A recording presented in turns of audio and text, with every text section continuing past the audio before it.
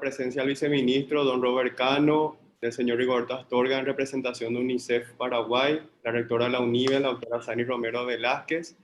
Un saludo también a la directora Natalia Ojeda y la Dirección General de Educación Inclusiva del Ministerio de Educación, y a nuestra invitada especial, la disertante y la docente que nos está acompañando, la doctora Marisol Moreno, que desde Colombia hoy va a estar disertando y con una muy buena predisposición y atención para con nosotros y con el país, dijo que sí, sin dudar, dijo que sí cuando le lanzamos esta invitación desde la UNIBE, desde el MEC y desde UNICEF, y se sumó a este curso de formación.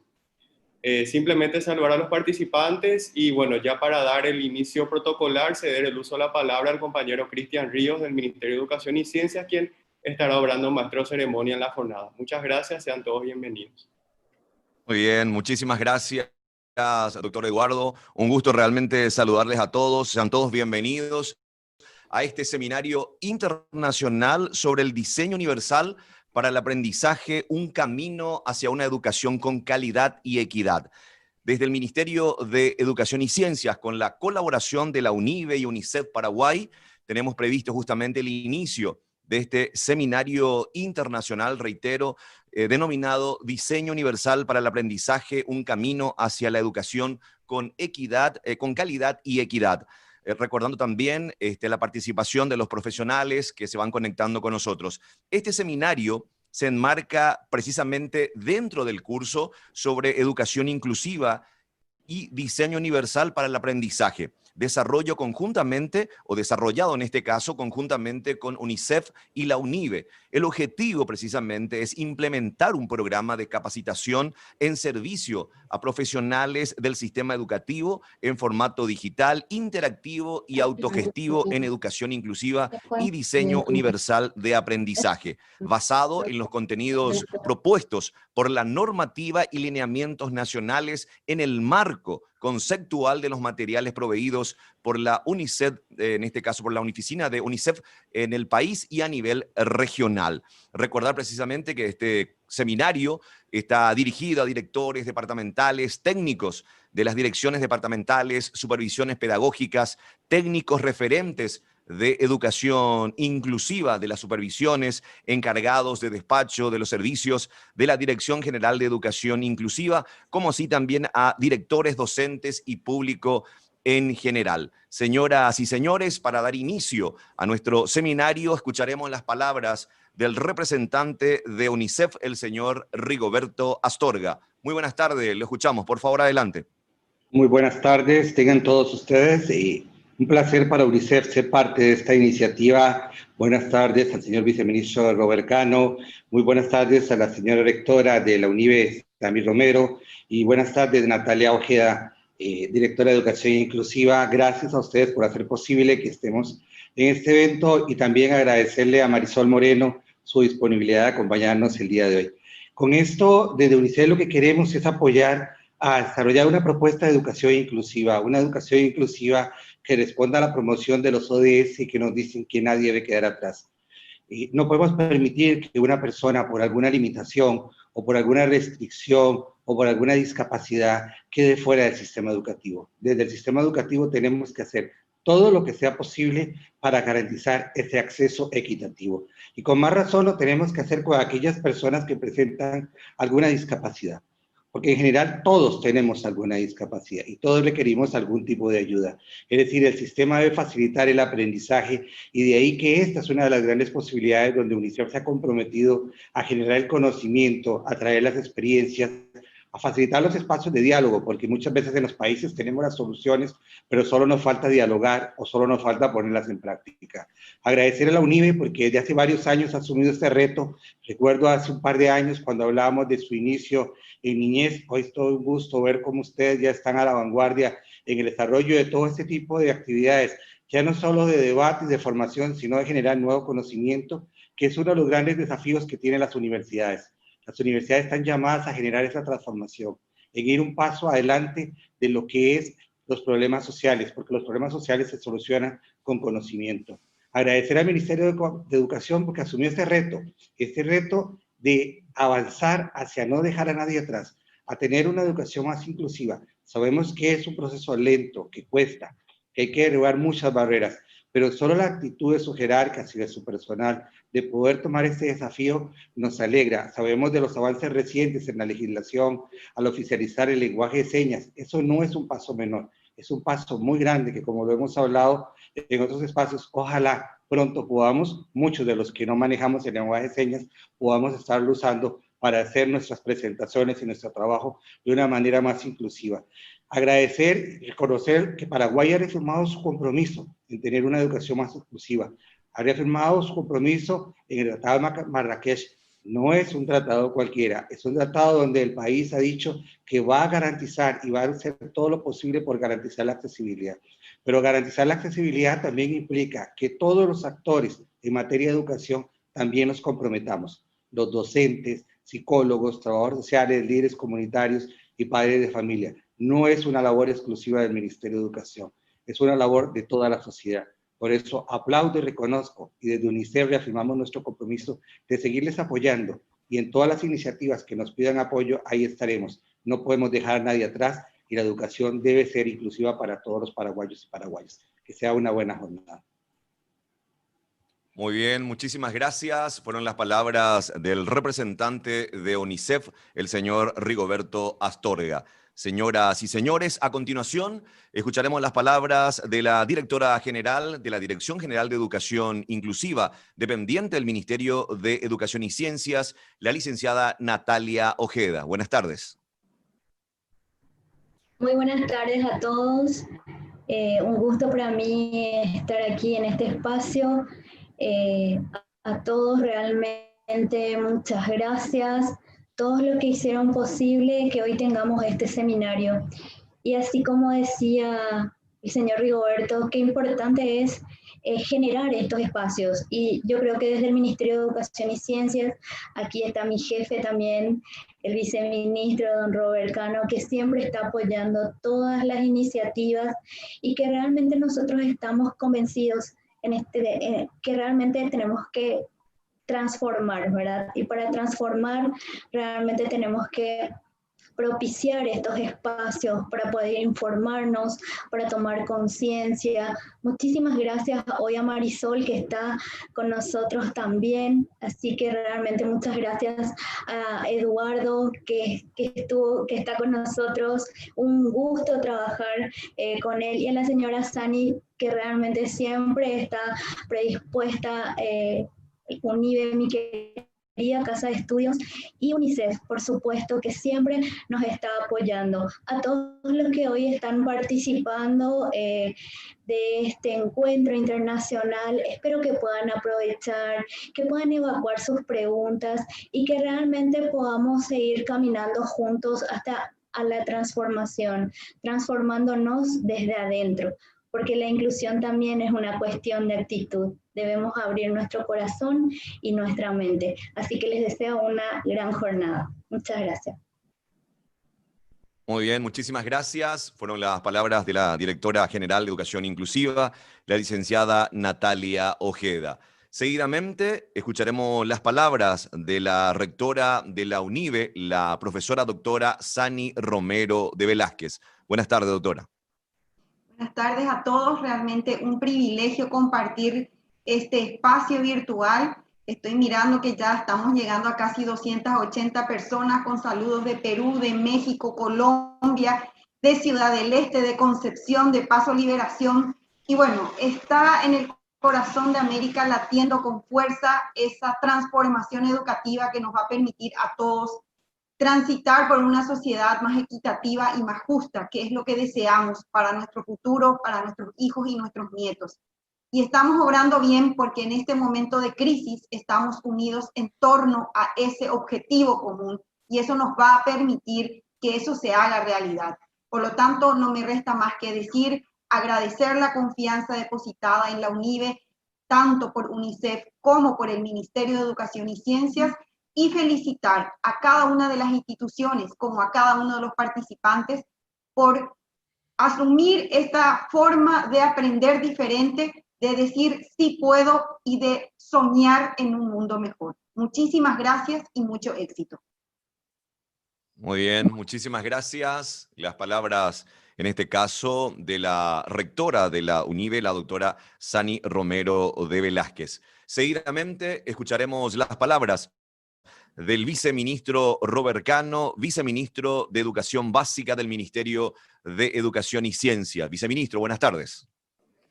Buenas tardes, muchas gracias, Cristian. Un cordial saludo a Rigoberto, amigo de UNICEF, a Sani también. Me refiero así en estos términos tan familiares porque estamos trabajando en muchas líneas desde hace tiempo, así que permítanme romper el protocolo y llamarle Rigo y Sani a los grandes amigos de UNICEF y de UNIVE que siempre han apostado a apoyar a la educación, especialmente en lo que refiere a la educación inclusiva. Natalia, muchas gracias por de vuelta liderar este espacio y hacer posible que esto llegue a tanta gente. Estamos llegando a 300 participantes, Sani, de distintas partes del país, incluso gente de afuera. Eso nos llena de satisfacción porque realmente ese desafío que manifestaba Rigo, que está en la ODS, de no dejar a nadie atrás, es enorme. Y en ese sentido, creo que estos esfuerzos hacen justamente a que la inclusión sea parte de lo que sería un eje transversal, la visión común de todas las áreas. En el Ministerio de Educación y Ciencias hay una dirección de educación inclusiva, pero siempre decimos con Natalia, la misión de Natalia es que cada dirección del ministerio tenga básicamente esa mirada inclusiva y que realmente ese es el objetivo que tenemos, que eso forme parte de la forma de pensar de una sociedad y eso reformula básicamente un cambio cultural, significa un cambio cultural. Marisol, muchas gracias por acompañarnos. Esta virtualidad nos permite romper las barreras del tiempo y la distancia, así que creo que este tipo de cosas van a quedar. El hecho de poder contar con referentes de tu talla, Marisol, para poder llegar desde Colombia a través del internet y a tanta gente aquí en Paraguay, creo que va a ser una práctica común cuando volvamos a esa normalidad presencial y creo que es una de las cosas positivas que podemos sacar de esta situación tan incómoda y triste de la pandemia. Simplemente desearles éxitos. Este es un curso sumamente importante. Me comentaba Natalia que este seminario internacional que abarca justamente a tantos actores educativos. Saludos a los directores departamentales, a los supervisores, a los técnicos también que están participando de esto. Estoy seguro de que con Marisol vamos a llevar las alforjas llenas de conocimientos, vamos a disipar las dudas, como dice Natalia, y espero que saquen el mayor provecho de este seminario, porque estoy seguro, porque estuve mirando los antecedentes de Marisol, y es uno de los referentes más importantes en la región, así que muchísimas gracias por aceptar, Marisol, esta invitación, y a todos los participantes, un saludo cordial, y que saquen el mejor provecho de esta jornada. Así que muchísimas gracias a todos. Muy bien, muchísimas gracias. Fueron las palabras del viceministro de Educación Básica, el señor Robert Cano. Señoras y señores, a continuación damos inicio oficial a nuestro seminario internacional denominado El Diseño Universal para el Aprendizaje, un camino hacia una educación con calidad y equidad. Presentamos a continuación a nuestra disertante, la doctora Marisol Moreno, de la Universidad Nacional de Colombia, fonoaudióloga, magíster en comunicación, es actualmente doctora en salud pública, profesora titular del Departamento de Comunicación Humana de la Facultad de Medicina de la Universidad Nacional de Colombia. Ha acompañado el diseño, desarrollo e implementación de políticas relacionadas con la población con discapacidad, siempre en trabajo colaborativo con el Estado, además de la sociedad civil y las organizaciones de personas con discapacidad. Seguidamente, con ustedes, la doctora Marisol Moreno. Buenas tardes, bienvenida, doctora. Muy buenas tardes, realmente este preámbulo, estos saludos tan amorosos, tan cálidos, los recibo, esta bienvenida, y es para mí un honor y un orgullo poder compartir con ustedes esta tarde, que vamos a tener una charla que efectivamente es educación inclusiva, pero en el fondo, en realidad, vamos a preguntarnos y a mirar cómo podemos ser una sociedad más sensible, una sociedad más inclusiva desde una perspectiva transversal. Agradezco la invitación al Ministerio de Educación, a UNICEF, a la Universidad Iberoamericana y a todos los participantes que gentilmente van a tomar unas horas esta tarde para poder compartir esta experiencia que a todos seguramente nos va a dejar aprendizajes. Quiero entonces hacer una presentación. Voy a colocar acá la presentación, de compartir. ¿La están viendo?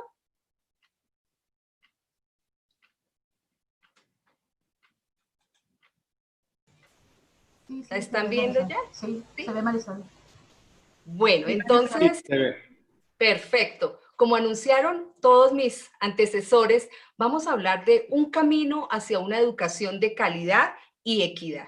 Para eso les quiero proponer esta agenda. Vamos a comenzar un poco contextualizando por qué en este momento es tan importante hablar de diseño universal para el aprendizaje. Después nos vamos a centrar muy bien en entender en detalle en qué consiste este enfoque.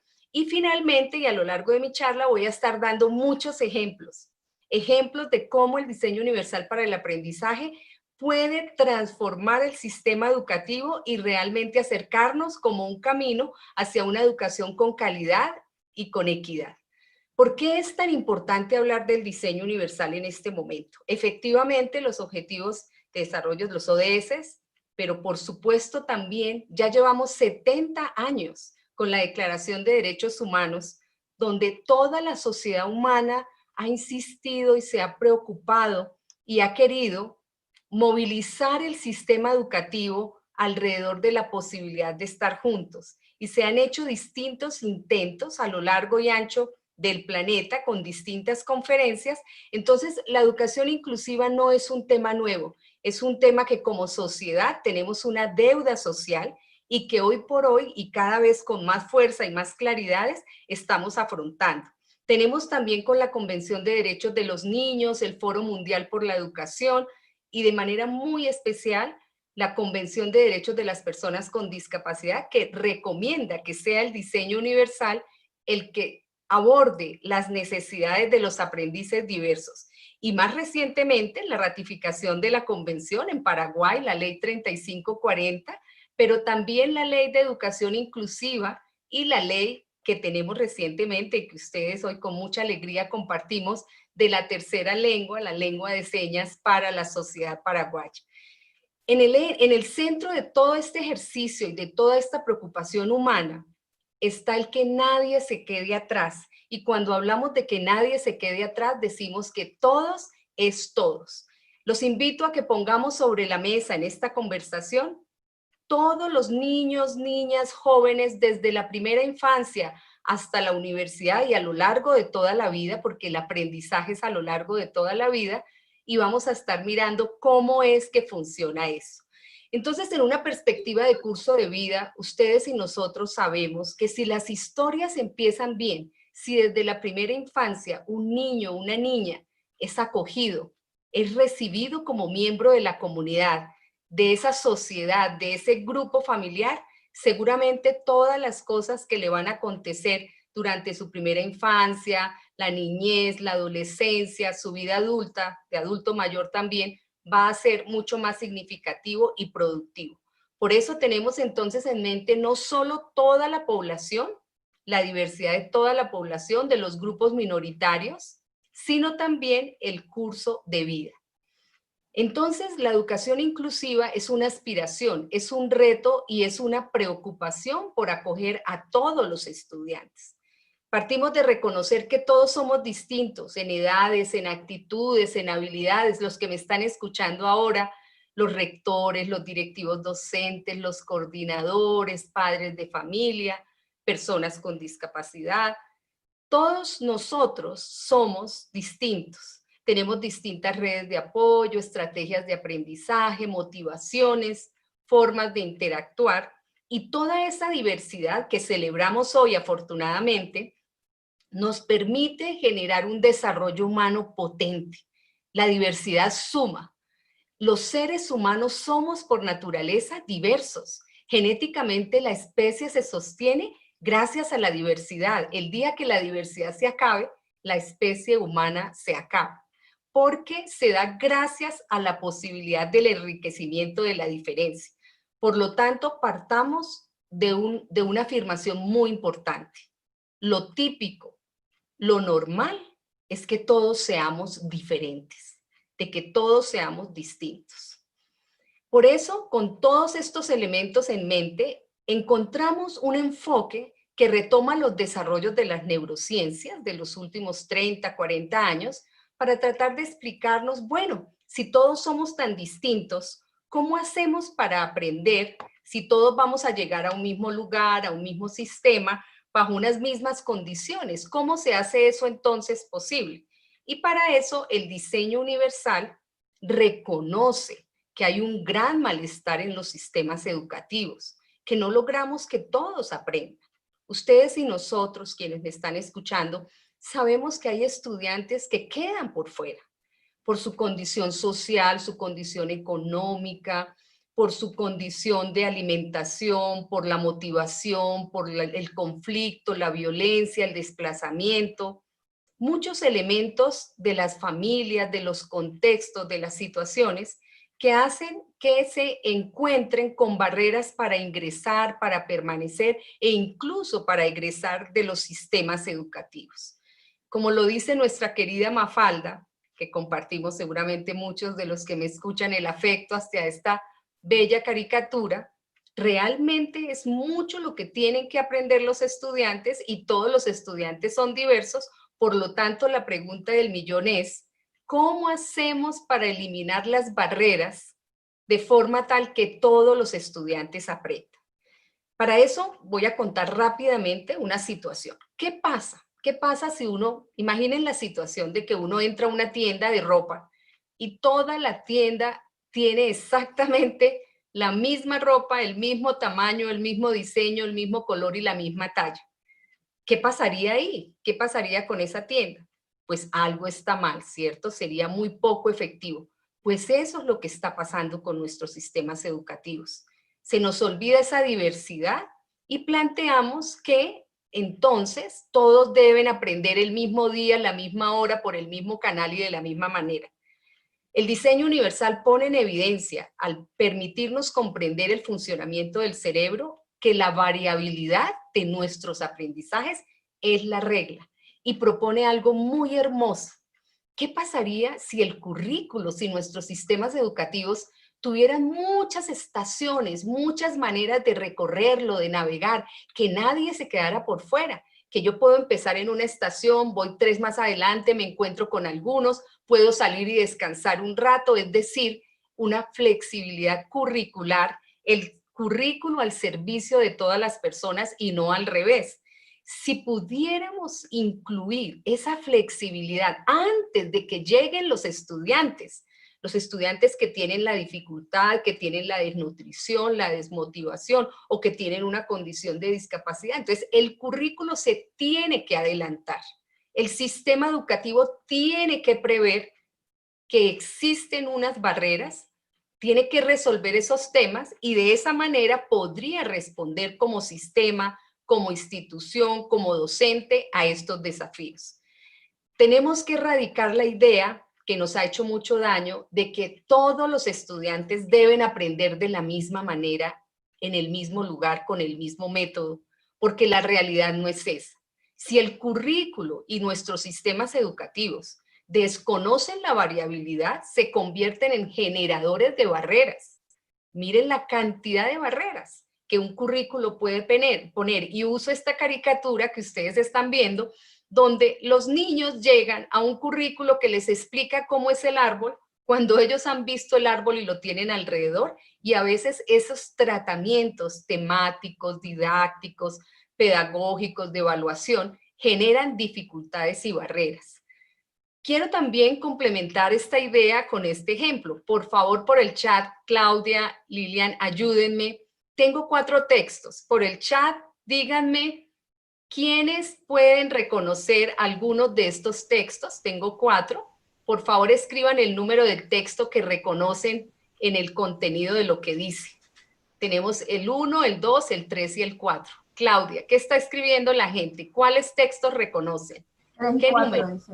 3 El y 4 4. dicen. El 4, el 3 y el 4. El Perfecto. 4. Sí, Perfecto. Todo el mundo. Te responden 1000 personas, te cuento. Wow, perfectamente, exacto. De eso se trata el currículo. A ver, tenemos 4 opciones, de las cuales 2 son reconocidas por ustedes porque forman parte del himno de Paraguay. Así pasa con el currículo. Resulta que el currículo pone unos elementos. Les recuerdo, perdón, debí haber dicho que el número 1 es en sueco y el número 2 es en ruso. Entonces era el mismo contenido, pero tenía distintas formas de presentación. Eso mismo hace el currículo. Resulta que el currículo asume que porque ustedes no pudieron reconocer el número 1 y el número 2, entonces tienen problemas de lectura, tienen dificultades y les atribuye a ustedes, queridos participantes en este webinar, que ustedes son los que no pueden leer. Entonces tenemos una cantidad de participantes que no pueden leer, cuando en realidad las barreras no están en los lectores, en los participantes, en los estudiantes. Las barreras las encuentra un aprendiz, un estudiante, un niño, una niña, un adolescente, un adulto, cuando quiere aprender. Y eso a lo que se enfrenta tiene unas barreras, unas dificultades.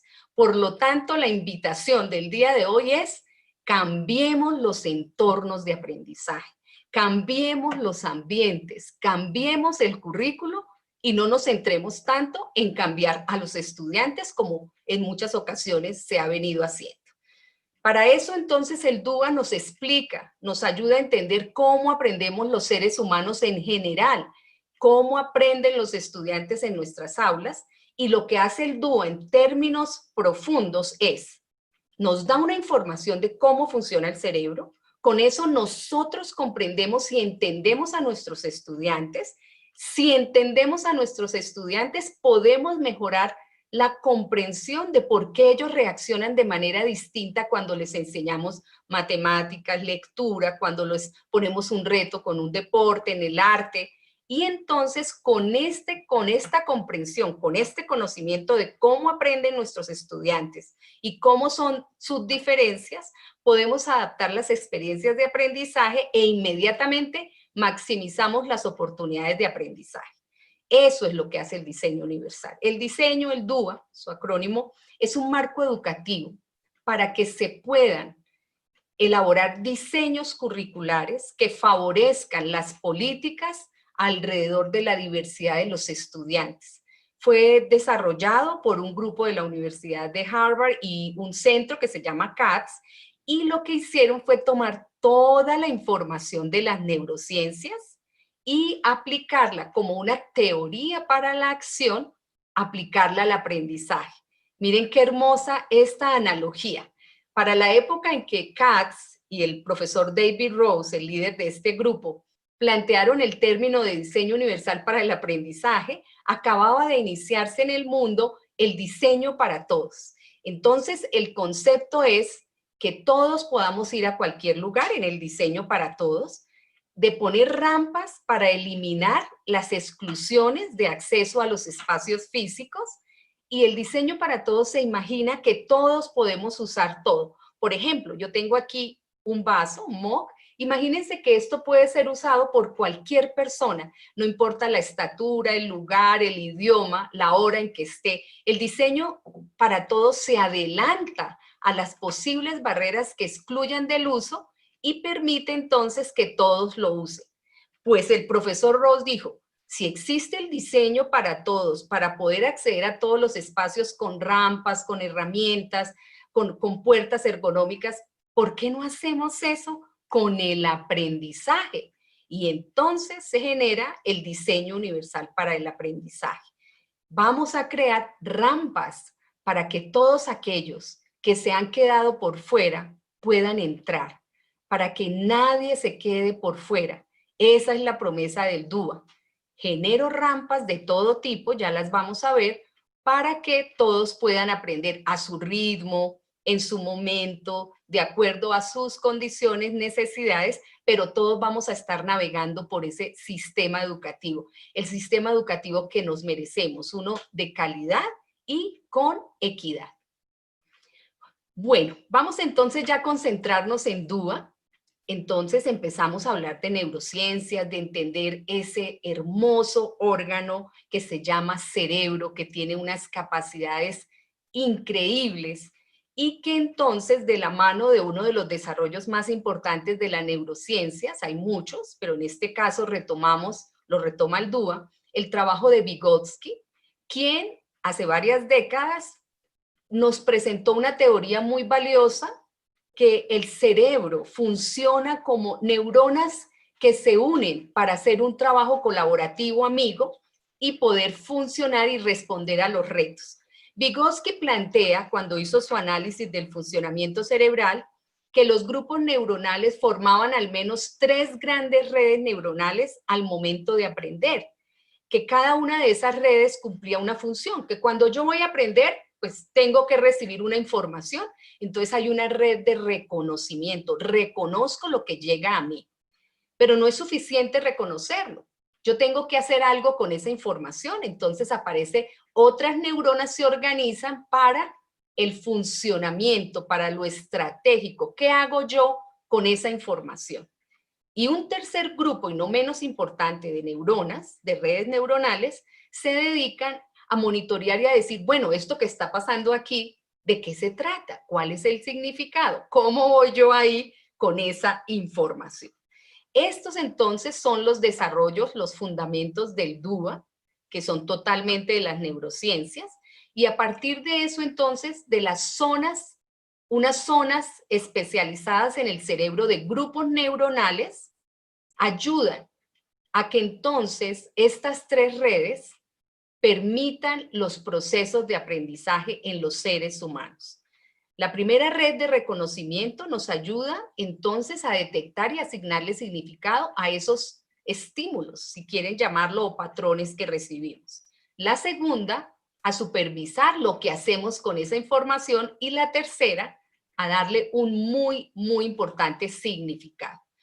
Esta es la diapositiva, tal vez lo que estoy presentando acá, más importante, resume todo el esquema del DUA. Hay una red, hay una pregunta que activa esa red para que pueda desarrollarse. Y lo más importante, el último cuadrito, es que todo este conocimiento, recuerdan que les dije que se usaban las neurociencias en DUA y se hacía como una versión adaptada a la educación para que los maestros, nosotros que enseñamos, podamos aplicarlo, pues lo más importante es que a partir de esta red de reconocimiento nos sugiere un principio. En este caso, el primero, múltiples formas de presentación de la información. La segunda red neuronal, que es la estratégica, que se concentra en el cómo, nos plantea múltiples formas de acción y expresión. Y la tercera, que es la red afectiva, nos plantea múltiples formas de motivación. Este es el esquema, la manera como los maestros podemos entender la información del funcionamiento cerebral y aplicarlo para nuestras aulas, para nuestras clases. ¿Cómo lo aplicamos? Pues en la primera nos dice el principio que hay que generar, proporcionar muchísimos medios, formas de presentación de la información. En este momento ustedes están viendo el video, me están escuchando, seguramente van a tener memoria de esto, algunos estarán tomando notas, entonces muchas maneras de acceder a la información y de recibirla. El segundo nos dice qué hacer con esa información. De pronto alguno de ustedes está haciendo un mapa, una sinopsis, un mapa conceptual, tomando nota, está haciendo algo. Está procesando esa información gracias a las redes estratégicas. Y la tercera, que no es menos importante, es lo que hace que todos estemos aquí, porque creemos en la educación inclusiva y sabemos que es una prioridad el que todos y todas puedan entrar al sistema educativo. Claudia, tú vas mirando si hay alguna pregunta, vamos recogiéndolas y cuando termine la presentación vamos a estar entonces dialogando con esas preguntas. Voy a entrar entonces en detalle y me voy a estacionar en cada una de estas redes. La red de reconocimiento nos invita a proporcionar muchas maneras de recibir la información. Algunos somos más olfativos, otros gustativos, otros táctiles, otros auditivos. Entonces, esta red es la que recibe la información y si hay algo afectado en esa red porque hay una desnutrición, hay una desmotivación, hay una condición particular, pues obviamente el qué del aprendizaje se ve afectado. Miren cómo funciona el cerebro. A la izquierda ven ustedes lo que le pasa al cerebro frente a un estímulo auditivo y a la derecha frente a un estímulo visual. Y todos tenemos a su vez pues unos patrones particulares de acuerdo a nuestro desarrollo. Por eso la primera infancia es tan importante. Si la primera infancia no se da de la mejor manera, estos patrones que vemos aquí reflejados se van a ver deteriorados, se van a restringir, se van a empobrecer de alguna manera. Entonces, estas mismas palabras puestas auditivamente o visualmente tienen un impacto y operan de manera distinta en las redes neuronales. La segunda red, entonces, ya no se centra en lo que yo le ofrezco al estudiante y toda la información, sino sobre todo en lo que el estudiante hace con la información, cómo él expresa, cómo nos muestra lo que sabe. Y por eso las redes estratégicas permiten planear y ejecutar tareas, todas esas funciones ejecutivas, la memoria, la generalización, todos los aspectos mecánicos, el paso a paso, cómo organizamos la información, qué hago con eso que recibo, ¿cierto? Y les hago la pregunta a todos los que me están escuchando, ¿qué van a hacer ustedes con toda esta información? Dependiendo de su red estratégica, algunos harán una u otra actividad. Para confirmar esto que les estoy planteando, quiero compartirles uno de los experimentos que nos enseñan en los cursos de DUA. Por ejemplo, aquí vemos la misma imagen, ¿cierto? En el cuadro de la izquierda y de la derecha. En la izquierda, ustedes están viendo la graficación del eye tracker o un aparato que hace el monitoreo de cómo se mueve el ojo frente a este estímulo visual a partir de una instrucción, y el de la derecha otra instrucción. Pues les cuento que al de la izquierda le dijeron, mire la imagen, ¿cierto? Y miren lo que se graficó en el eye tracker. Y al de la derecha le dijeron, ¿quién llegó? ¿Quién llegó? Entonces, la pregunta de la derecha es más sofisticada, más fina, más centrada, ¿cierto? Y por eso la graficación de la exigencia del patrón estratégico es más elaborada. Las instrucciones son definitivas en el proceso de aprendizaje, ayudan sobre todo en los niños pequeños y a menudo, y a medida que van por el curso de vida, pues se van transformando estas habilidades. También tenemos este otro ejemplo. Les pregunto, Claudia, ayúdame con el chat. Preguntas, les pregunto a todos, ¿el tren viene o va? El tren viene. El tren va. Algunos el dicen tren viene, va. algunos dicen va, la mayoría dice va, y unos cuantos dicen viene. A ver, perfecto, Claudia. Bueno, este ejemplo lo que nos muestra es que yo hubiera podido preguntar otra cosa, decir, ¿para dónde va el tren? ¿Cierto? Y entonces ustedes solo hubieran tenido que pensar en una única respuesta, ¿para dónde va el tren? A nadie se le hubiera ocurrido ponerse a mirar si para allá o para acá. Pero como yo pregunté, ¿el tren va o el tren viene? Di la opción y abrí una brecha en sus redes estratégicas para que ustedes pudieran ver que viene también para acá. Entonces la instrucción, la red estratégica, el modelamiento del maestro es fundamental en la experiencia de aprendizaje del estudiante. Bueno, esa sería la segunda red. Y la tercera, no menos importante, las tres son fundamentales, las tres se activan paralelamente, el proceso de aprendizaje sucede muy rápido, tal vez la que es más procesual es la segunda, la estratégica, pero esta red afectiva es fundamental. Yo quiero pedirles la mayor atención para esta red, porque es la red que precisamente articula las emociones, todo lo que nos hace mover un aprendizaje o no hace mover un aprendizaje. Los invito a que mentalmente veamos la frase que tengo en la pantalla. Es una frase del profesor David Rose del Diseño Universal para el Aprendizaje, que creo que es absolutamente cristalina y transparente. Miren, dice la frase: las emociones son la estantería sobre la cual se construye el aprendizaje. ¿Habían oído ustedes algo más hermoso? Por eso ahora en la pandemia, el gran reto que tenemos es sobre todo emocional, porque los aprendizajes están en un estante que se va armando desde que somos bebés, desde la preconcepción, el nacimiento. Vamos armando un armatoste, un armario, para ir poniendo ahí todos nuestros aprendizajes. Por eso es tan importante la primera infancia, los primeros años, el preescolar, la educación inicial. ¿Cuántos de los que me están escuchando conocen a alguien, o puede ser su caso, que no le gusta hablar en público, que se pone nervioso, que le sudan las manos, que no quiere que nadie le vea la letra, que siente pánico cuando tiene que hacer algo con el computador? Pues todo eso tiene que ver con ese estante, con esa estantería, con esas emociones con las cuales labramos e hicimos la bella filigrana con la cual vamos a seguir aprendiendo el resto de nuestras vidas. Entonces, eso es el diseño universal. Y ahora vamos a entrar a los ejemplos. Como mencioné, las neurociencias son la base, pero el grupo de Katz, de David Rose y su equipo, lo que hicieron fue construir unas pautas para que los educadores pudiéramos seguir estos 3 grandes principios y en nuestras experiencias pedagógicas, en nuestros ambientes de aprendizaje, que somos arquitectos de estos aprendizajes, de estos ambientes, podamos aplicarles esas pautas. En total son 32 pautas de los 3 principios, pero voy a hacer solo unos ejemplos de algunas por el tema del tiempo, pero igual voy a facilitarles todo el material y toda la información. De hecho, en los cuadernillos que en este curso se han venido realizando, desarrollando, estudiando, también está toda esta información.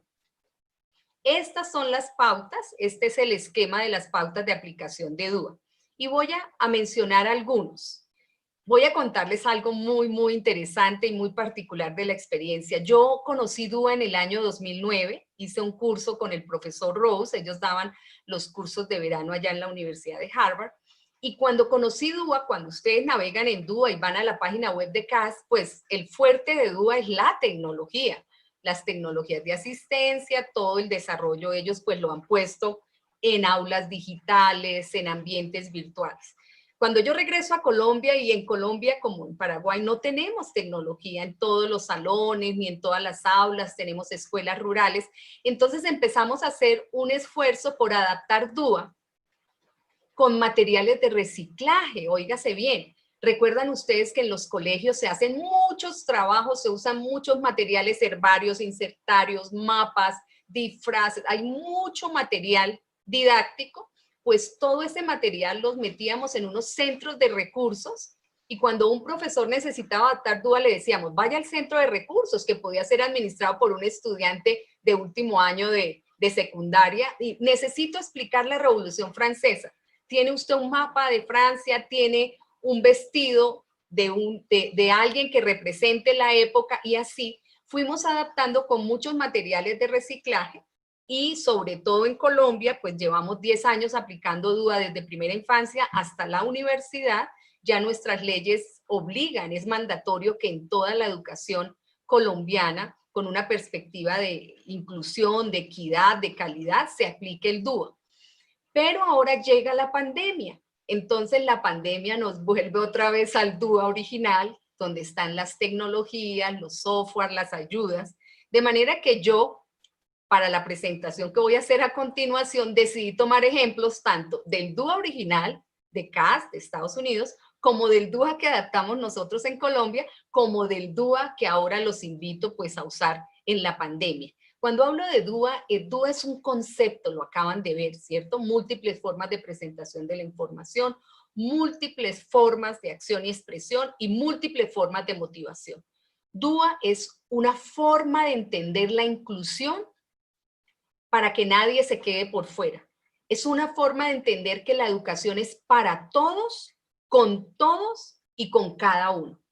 Entonces, no es una herramienta, tú es una visión, es una aspiración de que todos podamos aprender juntos. Entonces, por ejemplo, una de las pautas es opciones de percepción. ¿Qué nos dice esta pauta? Que es necesario revisar el tamaño del texto, de las imágenes. Ven ustedes a veces unos libros, unos cuadernos pequeñitos, una letra que ningún niño podría casi entender y con eso pretendemos que aprenda.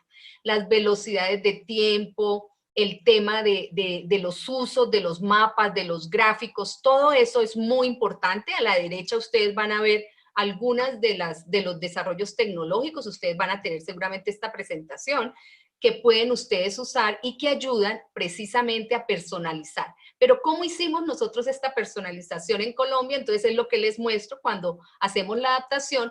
A los niños les dábamos cajitas con cualquier cantidad de maneras de personalizar la presentación de la información, con plastilina, con gelatina, con arcilla, con muchos materiales, con cartón, que se puede personalizar para que los niños puedan manipular la información. También a la derecha ven ustedes el uso de los marcadores, de los colores, que si yo estoy leyendo, como ustedes saben, los aplicativos le muestran a uno el link en color, se lo señalan, pues también lo podemos hacer con lápices de colores, con esferos, con distintos materiales. Tenemos otra pauta que nos dice que hay que proveer alternativas de información auditiva. Entonces tenemos que hay que hacer los textos equivalentes al reconocimiento de voz, analogías visuales para ver la prosa, tanto emociones como símbolos. Todo eso lo hace, por ejemplo, JAWS, por lo menos en BDA. Son una cantidad de aplicaciones y software que ayudan. Nosotros también, por supuesto, recomendamos, y muy importante, el uso de los videolibros. Ya tenemos afortunadamente más de 20 videolibros que, por ejemplo, nos ofrece Canales maravillosos para los niños, videolibros en lengua de señas que permiten realmente acceder a toda la información en lengua de señas, pero también hay unos aplicativos como Háblalo, también hay animaciones, relatos que se pueden hacer, las imágenes, porque no hay la información auditiva, entonces la presento toda visual. También en el caso de que necesitemos presentar la información visual al revés que esto, también tenemos muchas estrategias. Por ejemplo, Conviértete en mis ojos, ayudantes de compañeros que van leyendo lo que deben describir a los compañeros, pero también tenemos los software y los aplicativos que transforman la información de texto a audio. Pero también tenemos como los libros hablados, tenemos muchos aplicativos. También nosotros lo adaptamos acá, todo con texturas para que los niños pudieran tocar. También tenemos el braille, el apoyo fundamental del braille.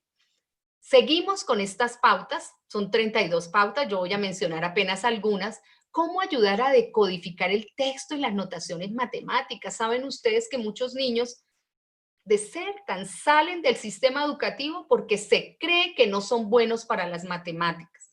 Lo que en realidad pasa es que la manera como ellos procesan la información matemática demanda de unas ayudas. Afortunadamente tenemos los libros hablados de Daisy, de nuestro colega Pedro Milet, que nos está también colaborando en el grupo de consejeros, también de la organización Canales, que están trabajando.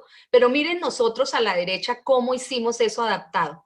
Que los niños con su propio cuerpo experimentaran las notaciones, las matemáticas, las distancias, las operaciones matemáticas. También usamos muchísimos materiales, recursos de reciclaje didácticos con simbolizaciones que los niños puedan tocar, armar. Todo esto tiene que ver con el diseño universal. Otro elemento para promover la comprensión entre diferentes idiomas, y todos lo tenemos aquí claro y celebramos y felicitamos a Paraguay, al igual que Colombia, por reconocer la lengua de señas como un derecho fundamental para que las personas sordas accedan a la información, a la comunicación, a la educación. Lengua de señas. Entonces tenemos, por ejemplo, que desde pequeños a los niños en muchos centros de desarrollo infantil se les enseñan señas. Y también pues se interactúa, por supuesto, con ellos. Tenemos también pues la modalidad bilingüe bicultural, que asisten solamente los niños y las niñas sordas para tener un acompañamiento de la comunidad y poder crecer como comunidad sociocultural.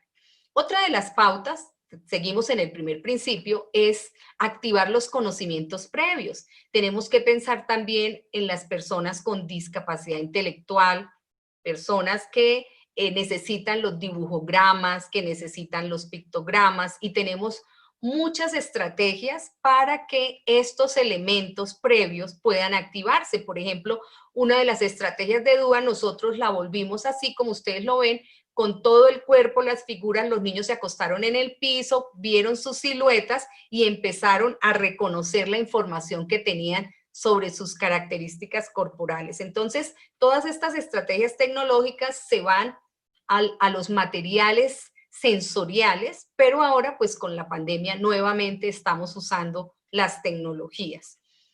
Proveer diferentes maneras de respuesta. Ya llegamos al principio número 2. No es suficiente presentar la información de manera diversa, sino que yo también necesito que los estudiantes puedan expresar y manipular la información y decirme qué saben o qué no saben.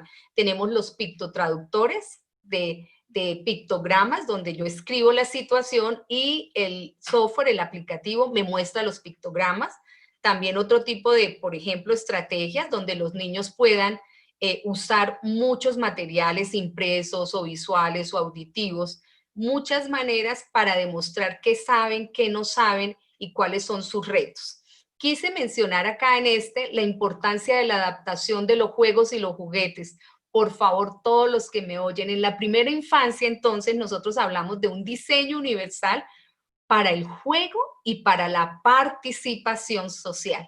Los invitamos a que hagan esfuerzos por adaptar todos esos juegos, juguetes que hay en las instituciones educativas para que sean accesibles de manera táctil, auditiva, visual y de todas las maneras que ustedes puedan imaginar.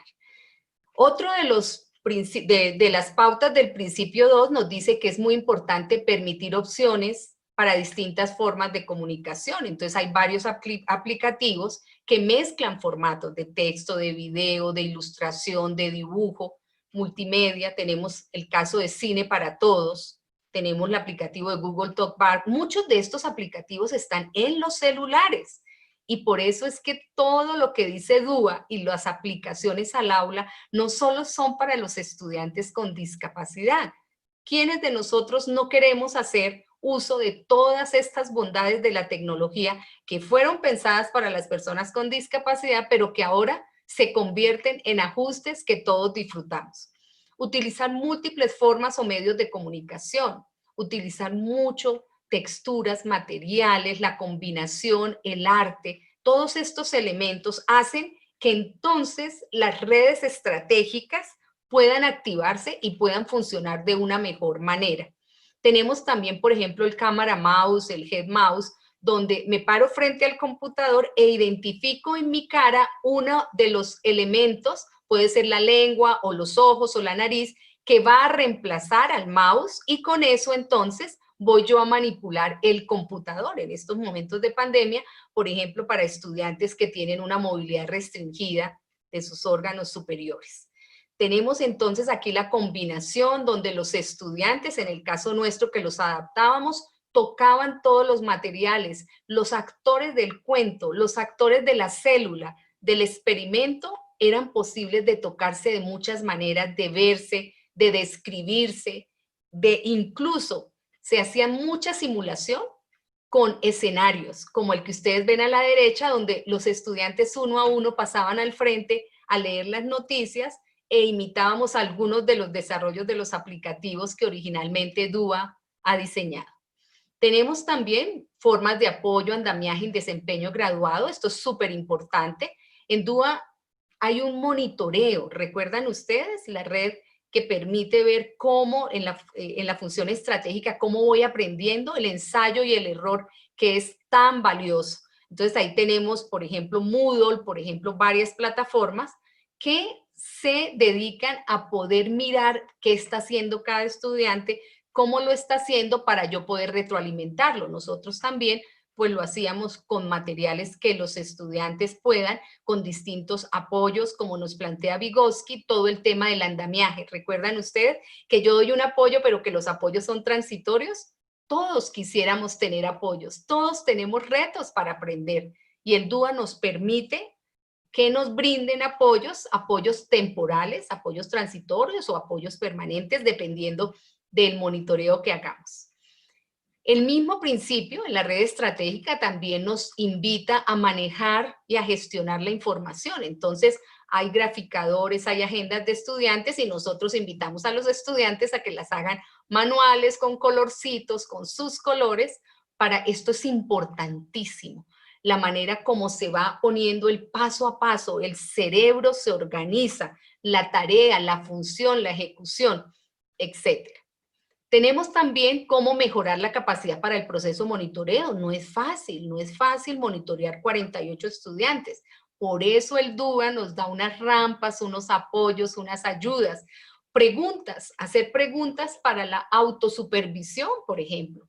Es una idea fantástica que ayuda a que el estudiante se responsabilice también de su propio monitoreo. Se pueden hacer plantillas, cuestionarios, muchas estrategias con el propósito, por ejemplo, a la derecha, los procesos de Hugo. Hugo quiso escoger al hombre araña para que hiciéramos su tablero para poder monitorear cuando Hugo, con cada una de las tareas de su currículo, de su unidad didáctica, pudiera. Y esto pues lo copiamos en cuanto a estrategia de las estrategias originales de DUA.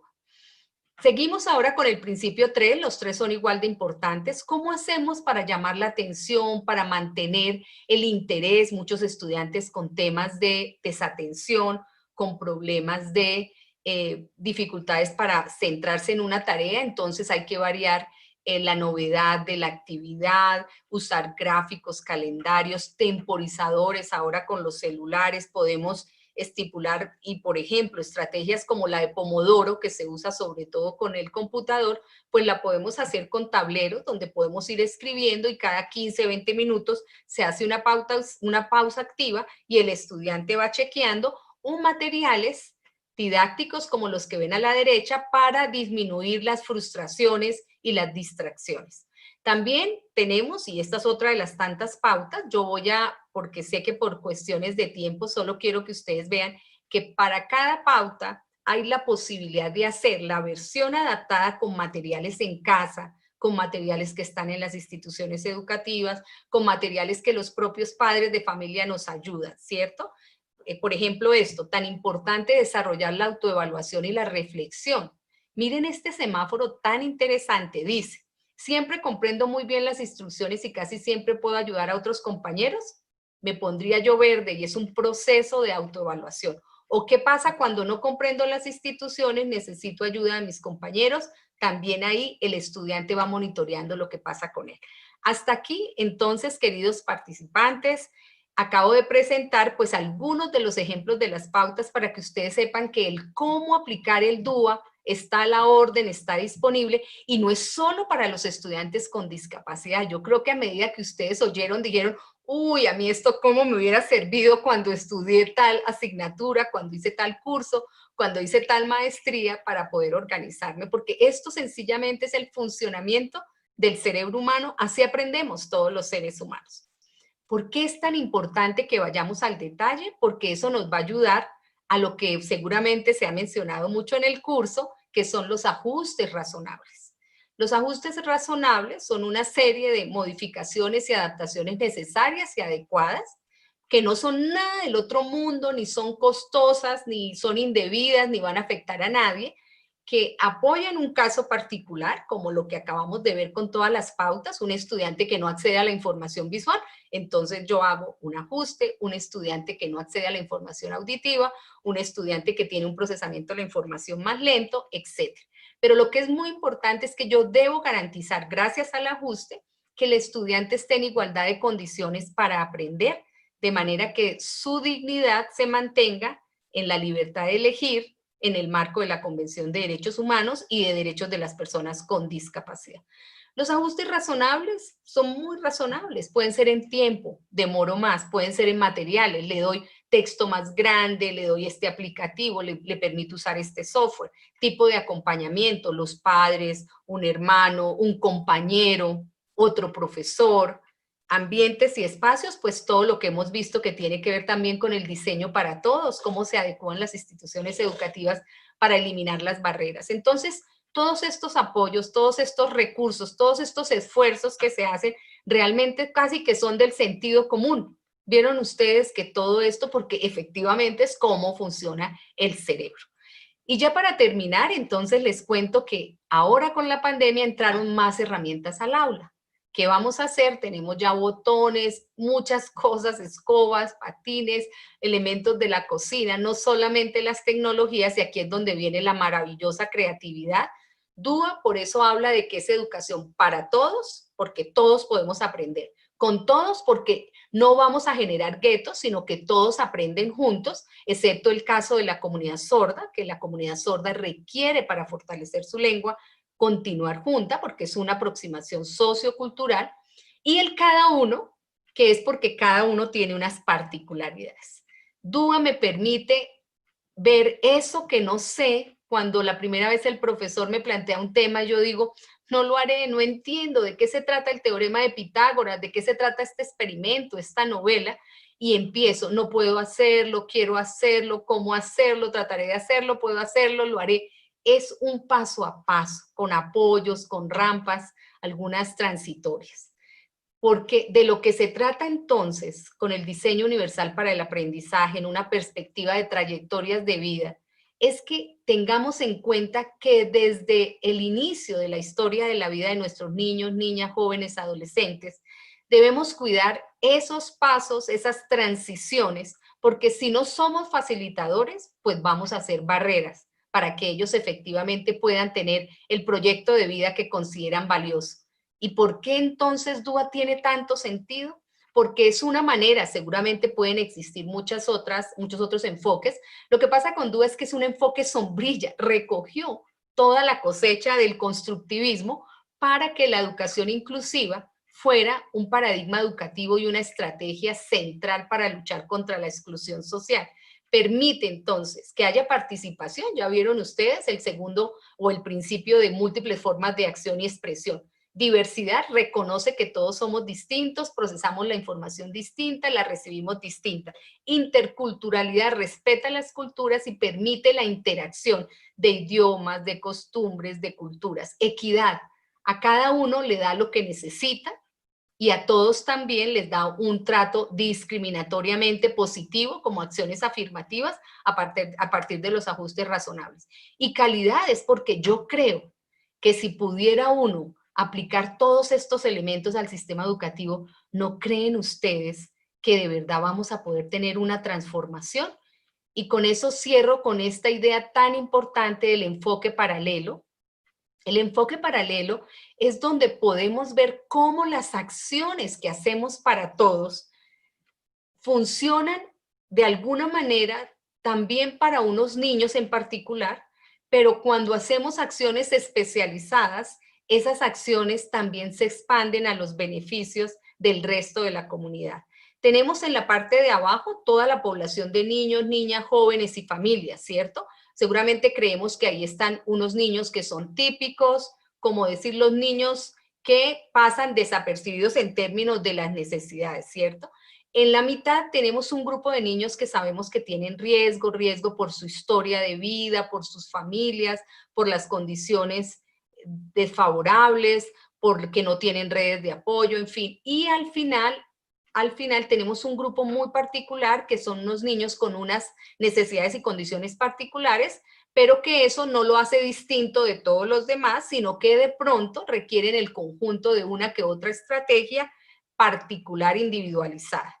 Pero cuando vemos el enfoque paralelo nos damos cuenta que en realidad todo beneficia a todos. Como les he mostrado con la cantidad de servicios, la educación inclusiva entonces aboga por una serie de estrategias universales, que es el diseño universal para el aprendizaje, pero que en el marco de esas estrategias universales hay unas respuestas particulares que son las que se anotan, por ejemplo, en los ajustes razonables, en los planes individualizados con cada uno de los niños. Yo dejaría hasta aquí para que pudiéramos dar tiempo al diálogo, a las preguntas. Entonces, cuéntame, Claudia, cómo vamos. Muchísimas gracias. Lilian, nuestra colega Lilian Galeano va a estar apoyándonos en la moderación. Sí. Gracias, Marisol. Realmente nos sentimos todos muy nutridos con tan buena presentación. Más que preguntas, yo en el chat encuentro comentarios y solicitud de poder acceder a tu presentación, que realmente está muy buena según los comentarios y según lo que vimos también, ¿verdad? Yo realmente desde el principio anoté una sola pregunta que dice cómo hacer accesible el currículum a todos los estudiantes.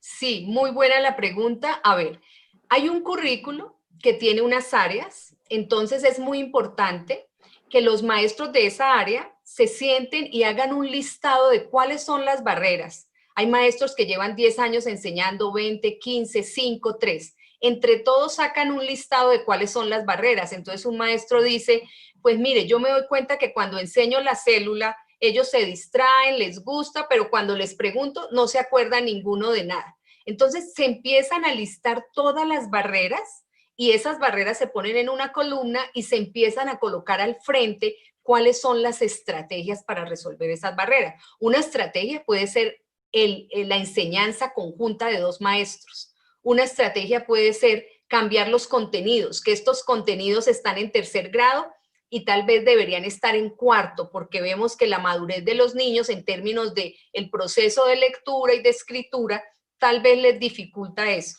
Podemos involucrar a los padres de familia, que los niños no tienen tales y cuales materiales, entonces hagamos todo con reciclaje, hagamos todo con materiales. Es decir, hay todo tipo de barreras físicas, sociales, didácticas, pedagógicas. ¿Qué pasa si vemos que los niños se aburren porque es que el profesor tiene un tablero y el tablero es así y el profesor se sienta a escribir y los niños no logran ver? Entonces, todas las barreras pueden resolverse y se hacen ajustes en el currículo y se sienta el consejo en cabeza del rector. La educación inclusiva debe ser liderada por los rectores, rectores apasionados, convencidos, que quieren que en su comunidad no quede nadie por fuera. Y así se hace la flexibilización del currículo. Desafortunadamente hay unas barreras que son muy potentes, que son las más fuertes, que son las actitudinales. Y ahí sí, con las barreras actitudinales, por eso celebro y me siento tan feliz en este seminario internacional, porque esta transformación del sistema educativo paraguayo está liderado por las autoridades del Ministerio de Educación, por todo el equipo técnico que están ahí interesados en transformar el currículo, acompañado de UNICEF, acompañado de la academia, de quienes forman a los maestros y a los futuros profesionales, acompañado de las organizaciones que están aquí también presentes, acompañándonos. Entonces, la educación inclusiva no es solo responsabilidad del sector educativo. La educación inclusiva es intersectorial. Si yo no tengo movilidad para llegar a la escuela, si yo no tengo accesibilidad, si yo no tengo los elementos de nutrición para que los niños lleguen nutridos, si no tengo acompañamiento a las familias a veces se sienten tan solas, son familias que de pronto no estuvieron escolarizados y sus hijos son las primeras generaciones. Entonces hay que acompañar, hay que generar unas comunidades de aprendizaje y entre todos transformar el currículo. Los contenidos del currículo tienen que ser discutidos con la comunidad. Muchas veces los currículos no son pertinentes y los niños se sientan y las niñas y los jóvenes a aprender cosas que ni siquiera el propio maestro siente que es pertinente. Entonces, también ese comentario. Cuando se transforma el currículo, también se debe buscar un lugar muy especial para el maestro. Todos los maestros tenemos derecho a ser felices en nuestra institución educativa y estar en el lugar donde podamos dar lo mejor de nosotros. Lilian, tu micrófono está cerrado. Sí, ahí también como que ya respondiste una de los comentarios, una de las preguntas sobre transformación, la necesidad de transformar el currículum. Hay una pregunta que dice cómo implementar DUA en estudiantes con sordoceguera y discapacidades severas. Sí, efectivamente, yo creo que ahí DUA juega un papel fundamental, muy, muy importante con sordoceguera. Efectivamente, la sordoceguera, cada persona es única, ¿no? No es un tema poblacional, es decir, cada caso de cada persona sordociega porque tiene de pronto unos potenciales más sensoriales, puede ser que use lengua de señas sobre la mano, puede ser que toque los labios, o sea, cada persona sordociega tiene y desarrolla un sistema de comunicación único y particular que se construye sobre la base de sus potenciales y sus capacidades. Casi que la manera de construir DUA, sobre todo con la población sordociega, yo creo que debería ser con alianza con las universidades para hacer desarrollos investigativos, porque hay que innovar. Por ejemplo, en Colombia estamos desarrollando un aplicativo que se llama BiBraille, que es para que las personas sordociegas tengan un dispositivo donde toda la información se les vaya pasando a braille a través de sistema táctil. Entonces, la respuesta es sí, es por el camino de DUA, pero se requiere por la complejidad de investigación, de practicantes, de pasantes, de que las universidades abracemos la educación inclusiva y apoyemos, porque efectivamente esto no es de recetas, ¿no? No es de recetas, es un proceso humano genuino. Cada uno tiene una manera distinta, pero en el caso de las discapacidades severas y de la sordoceguera, por supuesto que requieren mucha más innovación, muchas más apuestas, muchos más apoyos. Gracias. Voy a leer un comentario aquí que dice: en Paraguay ya estamos superando la barrera actitudinal. Somos conscientes del compromiso que tenemos y lo estamos haciendo con alegría y profesionalismo. Excelente. Luego hay una pregunta que dice: ¿cómo trabajar las emociones en positivo para facilitar el aprendizaje? Miren, ese tema es crucial, porque es que las emociones son, como se dice, la estantería. Entonces la emoción me crea a mí una arquitectura sobre la cual después yo voy a poner ahí contenidos. El trabajo emocional tiene mucho que ver con historias de vida, con resiliencia, con biografías, con un deseo de reconciliarnos como seres humanos y reconocernos desde la diversidad. Por eso la educación inclusiva también tiene unos efectos tan sanos y tan valiosos sobre las comunidades, porque de alguna manera en el fondo de la educación inclusiva, lo que hay es una propuesta de reconocimiento del otro, de simpatía, de empatía, de que yo soy capaz de ponerme en los zapatos del otro. Entonces, las emociones están en el centro de DUA. Miren, cuando uno entra a una institución educativa, uno siente en el ambiente si es agradable, si hay tensiones, si uno se siente acogido. Y es fundamental en el trabajo que hacemos con UNICEF y con el grupo de consejeros de América Latina, en el cual Claudia nos acompaña, es fundamental este trabajo sobre la participación. Miren, uno lo que espera de un sistema de educación inclusiva es que sobre todo acoja a todos y a cada uno. Si ustedes quieren saber si su institución educativa es inclusiva, pregúntenle a los padres de familia y a los niños, cuando tú llegas o cuando entras al aula virtual, ¿tú te sientes acogido o sientes temor, angustia, pereza, desidia, miedo, temor? Acoger es uno de los actos humanos más hermosos y es uno de los objetivos centrales de la educación inclusiva. Yo te acojo, yo te acepto, yo te respeto y celebro tu diferencia, ¿no? Porque no es una aceptación y un reconocimiento de la diferencia para ponerte en un gueto, sacarte a otro salón, sacarte a otra institución educativa, no. Yo te acepto, celebro y te acojo. Y yo creo que todos podemos darnos cuenta cuando somos acogidos o no somos acogidos. Ese no es un tema esotérico, es un tema totalmente emocional, físico y biológico casi. Gracias. Voy a leer una última pregunta, creo que por el tiempo, o a lo mejor ahí para una más. ¿Cómo se aplicaría el DUA a la formación ciudadana? Sí, interesante. Yo entiendo que la formación ciudadana es el resultado de que todos los seres humanos y los grupos poblacionales, y en este caso pues las comunidades de un municipio, de una vereda, de una ciudad, entiendan que tienen que trabajar juntos y apostarle a que puedan estar juntos en las instituciones educativas. Ahí el rol de formación ciudadana de las instituciones educativas y del sistema educativo es fundamental. Hoy por hoy, con todas las inequidades, con todo el tema que tenemos de disparidades, realmente el sistema educativo es el único escenario a donde vamos todos, o sea, que es público, porque fíjense que los sistemas de salud cada vez tienen más barreras de acceso. El sistema educativo entonces permite que todos comulguemos, usando la metáfora de estar juntos, de compartir, de poner la mesa con las diferencias. Por eso la educación pública es tan importante, porque la educación pública es el último espacio o el único espacio que tienen muchísimas familias para que sus hijos accedan a la información, a la convivencia, al compartir, a ser reconocidos, a crecer, a desarrollarse. Entonces la formación ciudadana visto desde la educación inclusiva, es una oportunidad, y con DUA también se puede, porque las comunidades de aprendizaje, las comunidades educativas en cabeza del rector, el rector reúne a las familias, reúne a sus profesores, reúne a los estudiantes y se pregunta, ¿cuál es el tipo de educación que queremos?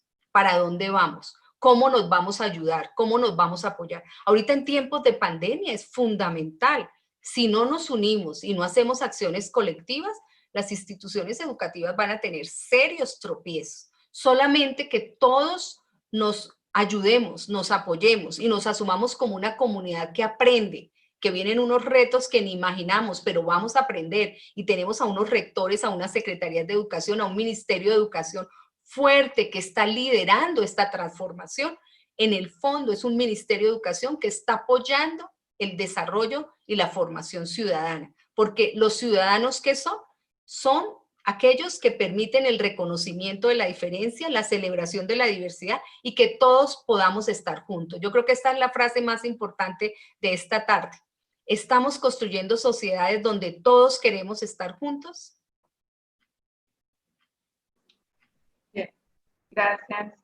Y hay dos preguntas sobre barreras.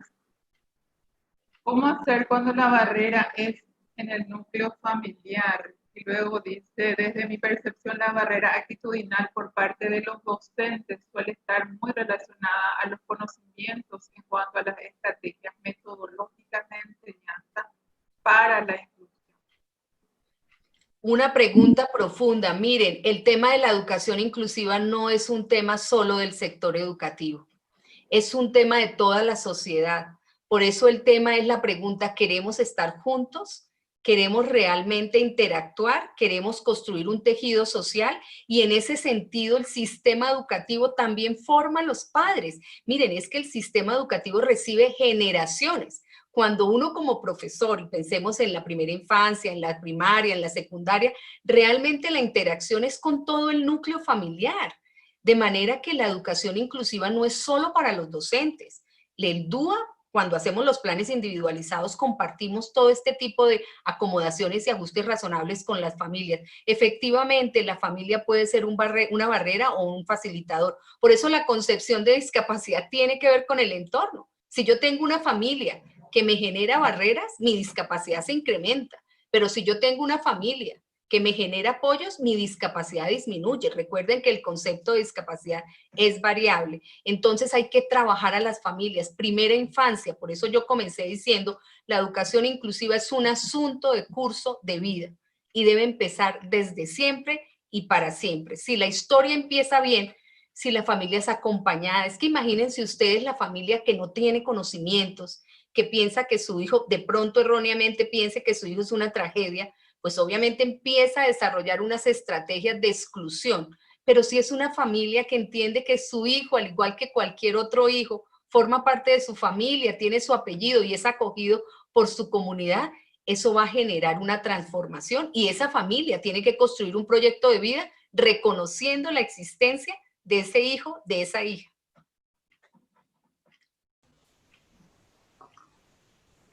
Bien, gracias. Estamos llegando a nuestro tiempo realmente, pero acá también estoy leyendo como que una solicitud, ¿verdad? De que para los siguientes cursos hay solicitud de hacer este curso de planificación con DUA y evaluación para temas, ¿verdad? De posteriores encuentros.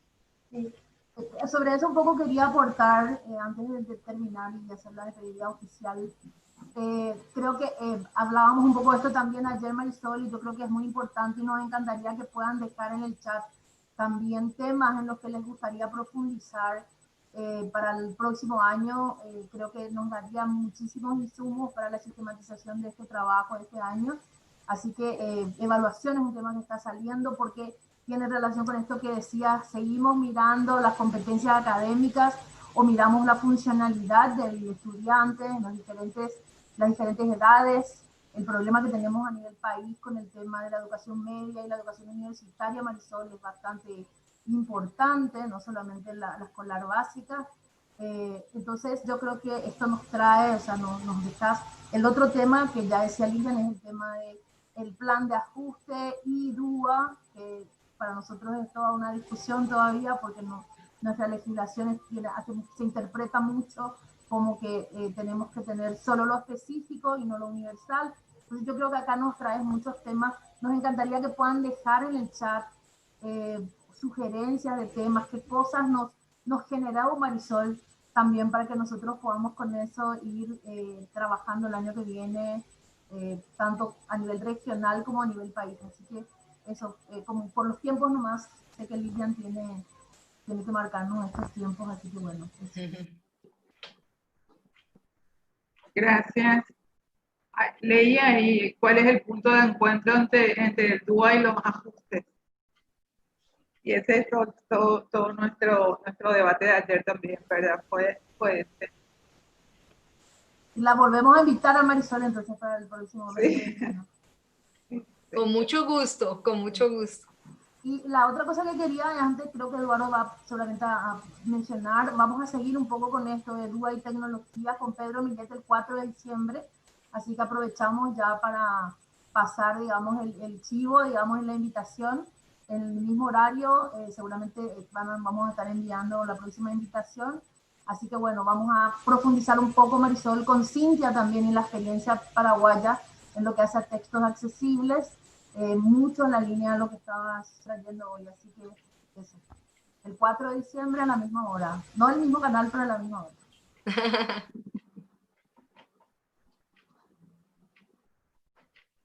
Bien, creo que llegamos a la hora, son las 16:58 según mi reloj, y agradecemos a Marisol.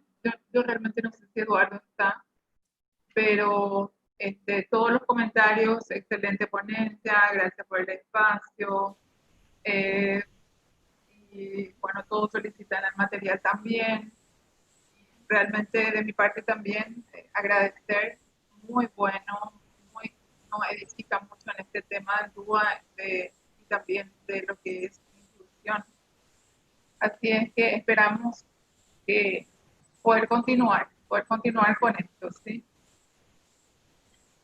Muchísimas gracias, muy amables al Ministerio de Educación, a UNICEF, a Lilian, a la señora rectora de la UNIB, a Eduardo, a Claudia. Muchísimas gracias a ustedes, participantes.